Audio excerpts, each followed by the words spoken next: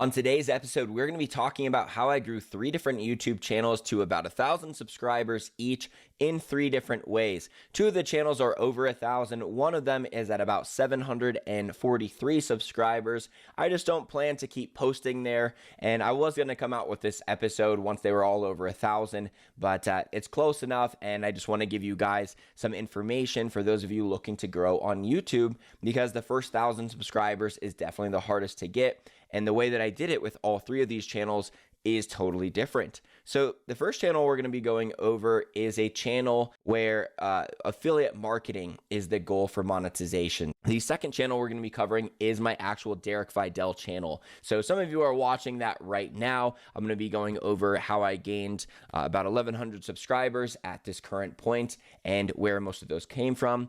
And then the third channel is a YouTube channel for my e-commerce company, and that's selling products, obviously. But I think you'll get something out of each of these examples. Let's go into the first one here. This one is called How to Crypto. It's kind of a funny name. My roommate actually made it up, but this channel was started out of my desire to come out with some videos talking about some cryptocurrency scams. And I ended up being totally right about all of them, especially at this point. If you're in crypto, you know what I'm talking about. Everything's extremely low right now. But all of the altcoins, the coins outside of Bitcoin, are nearly next to nothing at this point. And I realized it a couple months before the first major crash at about 60,000. When Bitcoin got to 60,000 the very first time is when I started realizing that a lot of the cryptocurrencies that I was holding when I went over to their website had absolutely no merit to them. So that's what this channel started out of. And I actually came out with some Bitcoin's about to crash videos on just my Derek Videll channel, and they went viral right away. Like, I came out with some negative reviews way earlier than anyone else came out with negative reviews about like any cryptocurrency, and it started taking off. So I didn't want to have cryptocurrency as well as social media tips on my Derek Videll channel. So that's why I started this one. And then what it evolved to, as you can see from the videos here, is I started coming out with some buying tutorials on certain cryptocurrencies.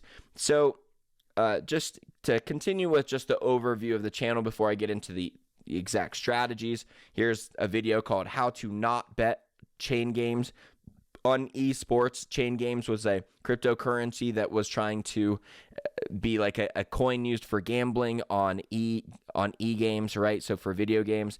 And then here is a video on BitClout being a scam, which was a social media related cryptocurrency. So I figured that one would be a great one for me to cover. And then some of these other videos are just like buying tutorials. So how this channel was monetized in the end was I came out with a bunch of videos like this one, how to buy Polkadot with 0 fees, how to buy Cardano with 0 fees, how to buy Solana with 0 fees. If you don't know anything about cryptocurrency, you might be like, what the hell is he saying right now? All they are just some different cryptocurrencies. And all of these videos are the exact same video, but with like 1 or 2 words swapped out, which was really cool that I was able to make this channel with very little work. All 3 of the channels that we're going to be going over today were actually made completely by me with no help. Very, very little help actually on the Derek Videll channel at the beginning, but nowadays all 3 are still run completely by me. So I'll be going over some tips and strategies on how to do this yourself if you can't afford a video editor yet, or you aren't that great at video editing. So yeah, I came out with basically 2 types of videos on this channel. These scam videos, like why I sold all of my Origin protocol, why I sold all of my IOS, right? Some other cryptocurrencies there, and those get quite a bit of views, as you can see. And then those really grew the channel. But then as far as how I made money is I just kept coming out with all these different how to buy tutorials. And you can see I used pretty much the same thumbnail in all of them and the same kind of title, and they're pretty much the same videos. And this channel is made probably between $750 and $1,000, and it's at 743 subscribers. But really, the strategy that you can take from this that is applicable no matter what business you're in is the reason why these videos, despite having like no subscribers, just started doing amazing, right from the get-go. 1.2K views, 6.9K views.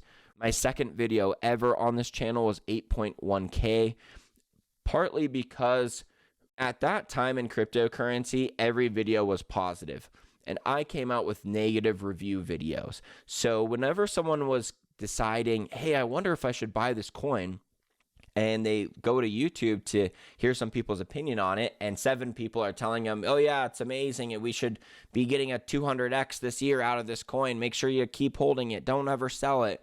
And then I'm saying, hey, this crypto project is BS for this reason and this reason and this reason. I've completely sold it. I'd exit as soon as you can.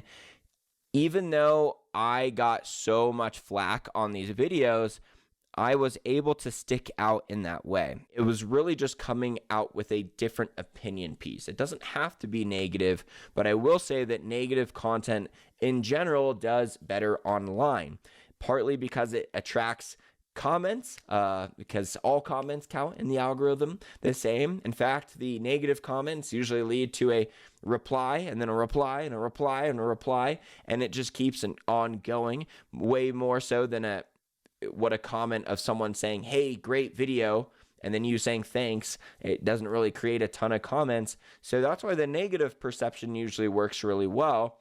But think about something in your market that is a very popularly held belief that might be false, that you truly believe it is false. And that's the truth.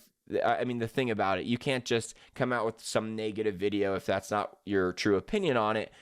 And this was obviously my true opinion when I came out with these crypto videos, so that's why it was very easy for me to stick to my guns there. And when I got all these negative comments of people saying, you're an idiot, it's gonna 10x next week and you sold, I can't believe you did that, I was able to hold strong and not really care about those comments at the time being. So you do have to be honest about a review, a negative review, if you're gonna do it. An example in the social media marketing world is a couple years ago is a very common thing for people to say, I'm shadow banned.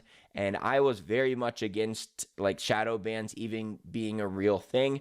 I thought they always had a solvable problem, and such by blaming it on a shadow ban, they were really screwing themselves over. And no one talks about shadow bans anymore. So who knows if they were real or not, but that was just an example of something that I was willing to stand firm on, and I'd get a ton of attention for it. So when you're a newer channel and you don't have this big subscriber base opposed to, oftentimes having this video title that they're like, all right, they've got such a differing opinion, I need to hear them out on this.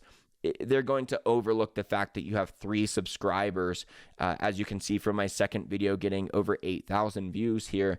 If you are just coming out with a video that is on exactly what they want to learn about, but then you also have a different opinion than everyone else.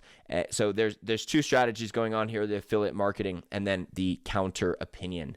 So let's go ahead and move on to my Derek Videll channel. And this channel, by the way, last thing about How to Crypto, 1, 2, 5, 10, 15, 20. It has 22 videos in total. 743 subscribers on 22 videos total. Moving on to my Derek Videll channel. This one has a lot more videos. This has taken me a lot longer to grow. I am at 1.18K subscribers. The videos is somewhere around 120, 110, 120. There are a decent amount of YouTube shorts that make that up. But for those of you that are familiar with my YouTube, I don't really have to tell you, it's a lot of social media marketing tips, mostly Instagram, just like the Social Bamboo podcast.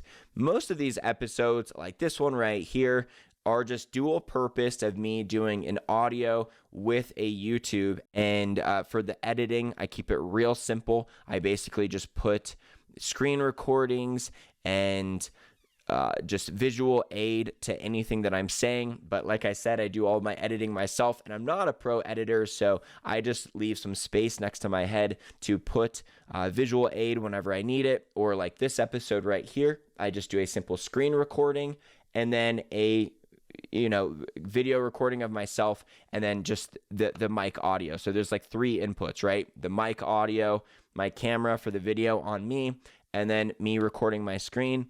And that's plenty. I don't really need to add all this extra text to the video or cut it a bunch. It's entertaining enough, hopefully, to just be able to focus on all three elements. So that is one of the easiest ways to record a YouTube video if you don't have professional editing skills, is do some kind of screen recording. Maybe you do a reaction, or you go into, if you're in the equestrian market and a new article just came out about something that they're doing to horses in Kentucky, and you have something to say about it, then you can make a very quick YouTube video just doing a screen recording mixed with an audio reaction from you, and you can just put the screen recording right next to your face, and you're already done. You don't really need to go crazy on the editing. So the reason why I go into such detail there is because really a large reason for me being able to grow this channel is the quantity of videos that I put out. It's difficult in such a competitive market where there's a lot of people teaching social media and Instagram marketing on YouTube, and these people have been active for a very long time. It's difficult for me to come in on something like, hey, here's how to use Facebook Ads Manager, and compete with all these other videos from 100K subscriber channels and really rank there. So for that reason, I really just try to put out the best video that I can on every single topic, and eventually the best video will win in YouTube's algorithm regardless of your subscribers. If enough people watch your video to the end, like it, comment on it, and just give all the engagement YouTube wants to see, eventually it will take over. So for that reason, I am posting 1 or 2 videos a week on here in order for enough of them to eventually catch fire, because it's kind of difficult to expect every video to catch fire at this point. It's just better for me to be able to have a higher content speed of production, and that's why I'm mentioning why I keep the editing very simple on this channel, and it has still been acceptable. All right, you don't want to get rid of all this fancy editing if it also would be necessary to grow a channel, and it's hard to know when it is, but I would say that in every single industry, there is some version of you doing a YouTube channel that does not require fancy editing or really any editing at all. Speaking of which, I'm looking at my Dave Neal interview here. That's another episode that happened within the last 30 episodes of the show. And Dave Neal is someone who puts out 5 to 8 YouTube videos a day, and he largely does it by not doing any editing on his videos. He records it and he just trims the start and the end point and then puts it out. He's just got to make the thumbnail, but his setup is designed in a way that he doesn't have to do any editing. He kind of does like a screen sharing, and then he just talks next to it, much like I was saying. Other than that, I came out with a lot of videos that are based around certain search topics. Okay, so this one is like about removing fake or ghost Instagram followers. That one's doing okay. I've got a lot of Instagram giveaway videos. That was my first one that actually did really well, was an Instagram giveaway video, which is now at 8K views. And as you can see, the videos around it are like 94 views, 112 views, 8K views, 878, 59 views, 44, 44, 43. It's difficult to know which ones are really going to take off. So that's why a speed of content production is a really important metric when you're growing a YouTube channel in a more saturated market, and it might take a little bit before one of them really comes through. The cool thing though is with YouTube, a video is never dead, and you can always go back and change the thumbnail, which has been a large part of my success on here. Some of these early videos, almost every video that I'm looking at on the screen right now had a different thumbnail originally.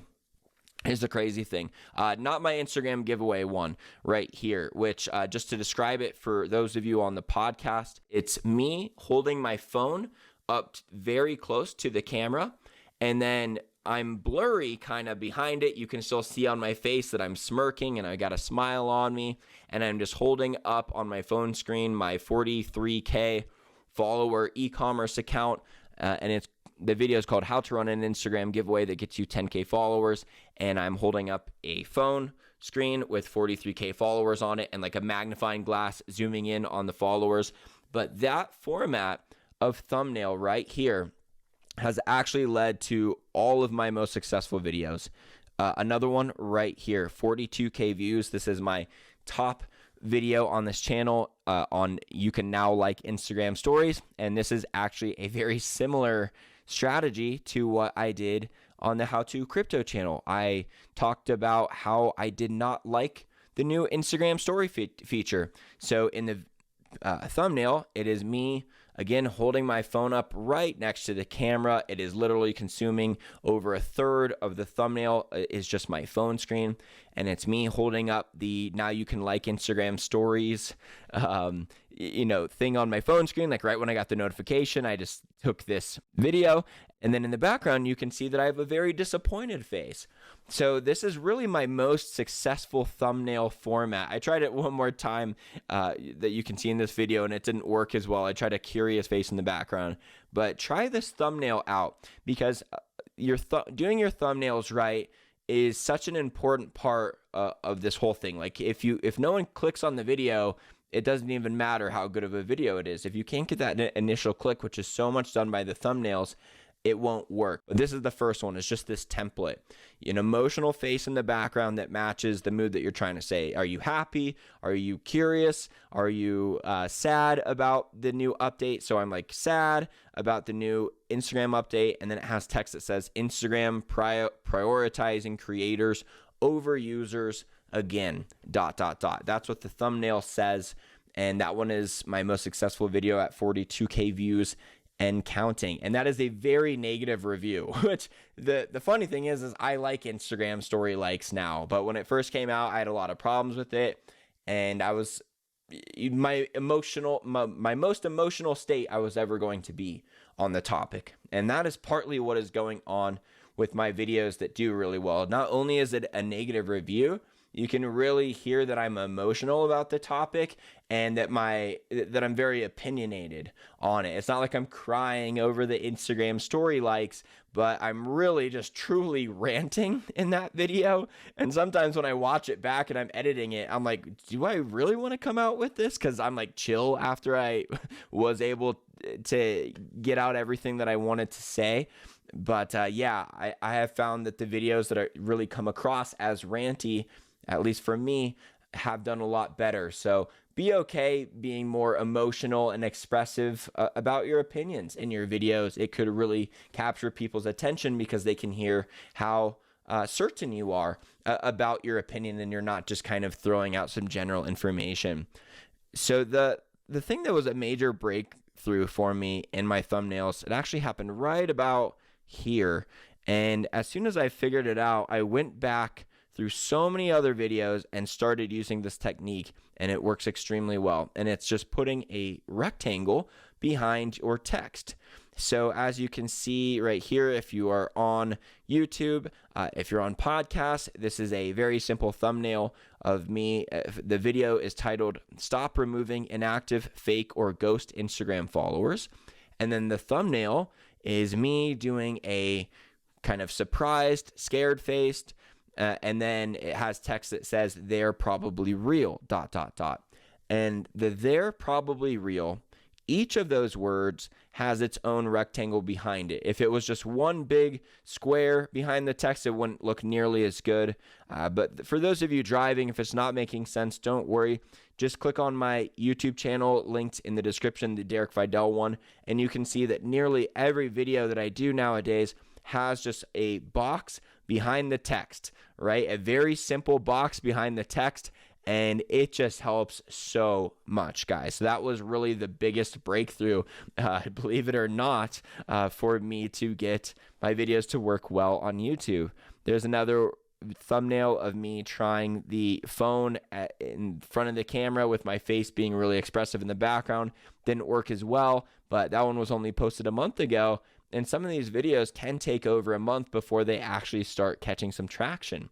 But to sum up here, what my strategies have been, apart from just coming out with tons of videos, one is that I'm coming out with Instagram updates as soon as I can. Okay, so when Instagram comes out with some new update, right, like this one right here, new Instagram updates, pinned posts, product tagging, reasons for the chronological feed. I did an update video on 3 recent new Instagram updates, and I came out with it pretty much the day that I saw that you could pin posts on Instagram. I had an opinion on it, which I really liked that feature. So I came out with the video and I said, pin posts, it's going to be awesome, blah, blah, blah. And I came out with it right away, and that video is at 1,100 views. My other video about the Instagram story likes at 42,000. That strategy that you can take into and apply into any business is being a news reporter who is first to cover the story. When you're the news reporter who's first to cover the story, it doesn't matter what your opinion is. It can be positive or negative. The second strategy this channel is utilizing is clipping my podcast episodes. So when I do an interview with someone, it doesn't really do well if I post the entire interview on YouTube. It's not that full-length interviews don't do well for some other podcasts, like Joe Rogan's podcast, the 3-hour ones, they can post them on here and it's fine. It's that in the social media world, when people are trying to learn marketing concepts, they're not usually trying to say, hey, teach me everything about this platform. Sometimes they are, but there's a lot more searches around how to post Instagram Reels or how to do Instagram stories better, how to make YouTube thumbnails, like specific things rather than just, hey, I want to listen to 2 social media guys talk for an hour. That's not really a search friendly thing. So what I do is every podcast interview I clip it out into 3 to 5 different videos. So as you can see here, this one with Bill McCormick on LinkedIn, I turned it into 6 different podcast clips, which gives me 6 different chances to rank on some different LinkedIn search terms. If I just did this as one, I probably would be getting who knows how many views here. I don't know, maybe like probably under 200 or 300, but you can see this first one here, how to optimize your LinkedIn profile, 357 views. This one, how to message on LinkedIn to get sales appointments, has 189. How to refresh LinkedIn messages has 40 views, so that one didn't do well. Common LinkedIn posting mistakes, 38 views, also didn't do well. LinkedIn messaging tip to 3x response rates, 69 views. And then last one, posting on LinkedIn best practices for 2022, 4.9K views. It was the 6th clip and final clip of that interview that actually did very well. And it gives you all these different chances to try to get the YouTube video to trend rather than just one and posting one hour video that if people only watch 5 to 10 minutes of it, which is a lot of time spent on a video, it's only going to register as a 5 to 10% watch time, and it's going to be a lot harder to get that video to trend. Now, my solo episodes like this one usually just turn into a single YouTube episode, and what I will say about that, because it did take me a while before I could record a podcast that was truly able to be put on podcast and YouTube. There's definitely a difference between how people consume content on each, and it's not just the fact that there's a video or not.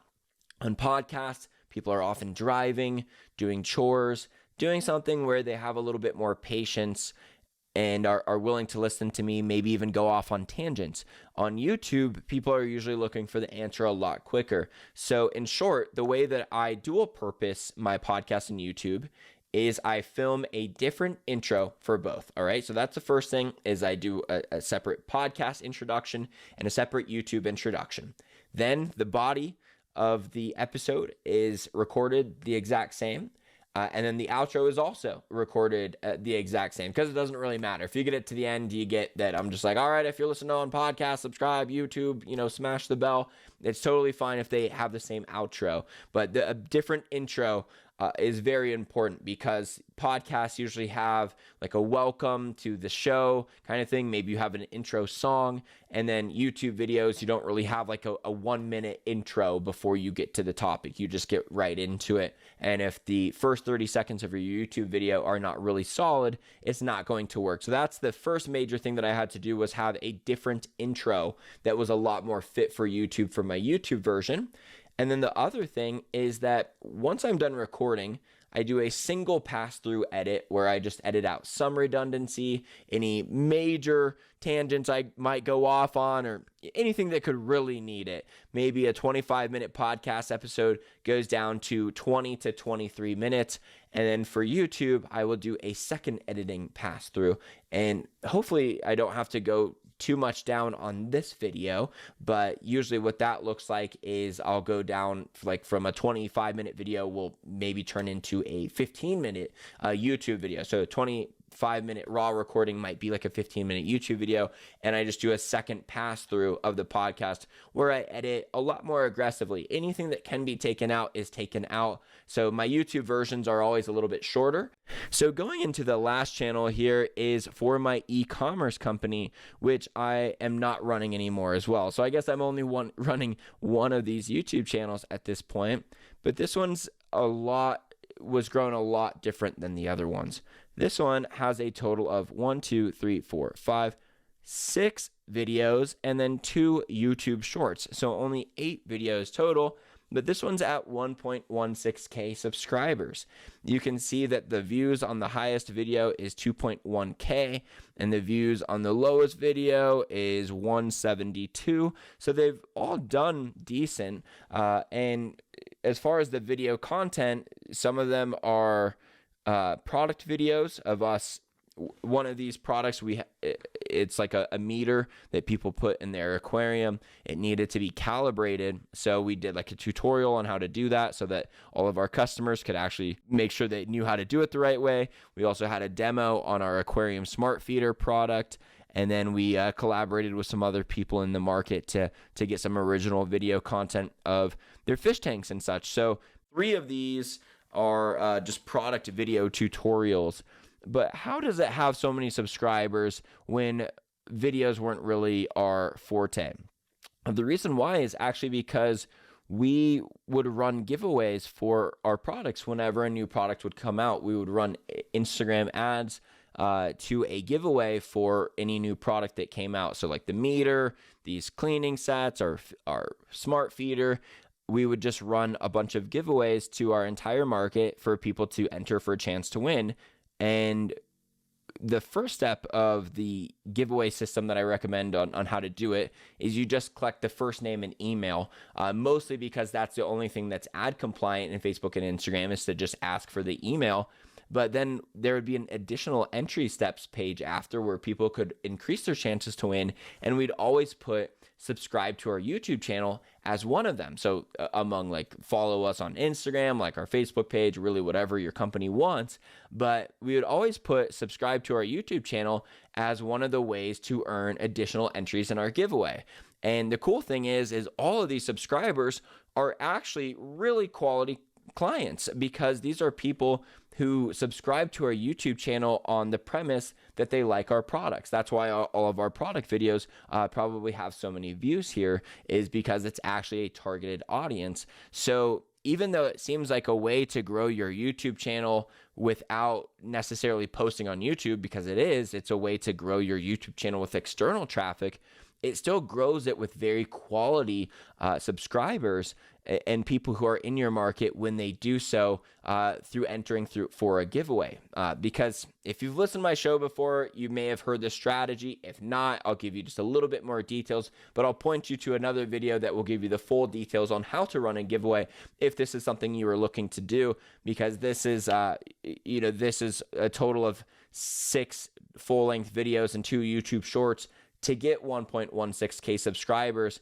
And on my Derek Videll channel, that took me 2.5 years of posting before I was able to hit 1,000 subscribers. So this is really the easy way to get to 1,000 subscribers here, and a great way with products, because when you have a product-based business, sometimes it can be harder to come out with a plethora of YouTube videos about your product. Some of them you can, some of them it's difficult. You're like, all right, we can come out with like 1 or 2 videos, but it's maybe difficult for you to come out with a new YouTube video every week or twice a week. That's very difficult to do. So growing your subscriber base can be difficult unless you use some external traffic. So this third one, there's not really a ton for me to say, except for we just incentivized subscribing to the YouTube channel as one of the additional entry steps in giveaways we would run for all of our new products.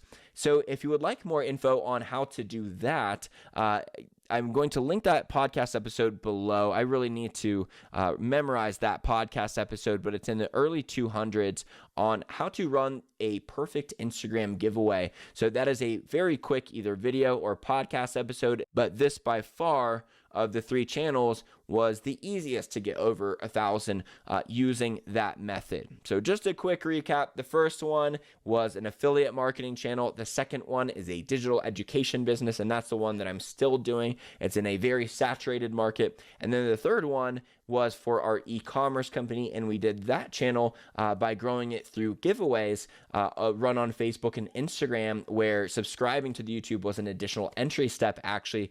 So that's a great way to do it if you know you want a lot of YouTube subscribers, but aren't going to be posting tons and tons of content in order to get there. This kind of gets you your first 1,000 very easy.